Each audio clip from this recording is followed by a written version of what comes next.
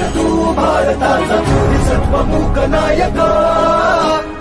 एवढल्या रूढी त्या परंपरा दिव्य तेज सकल न्यायदायका. जीवन तुझे आम्हास प्रेरणा दाही दिशा तुझीच गर्जना. गर्जना भीमराया माझा भीमराया. भारताचा पाया माझा भीमराया. आला उठराया माझा भीमराया.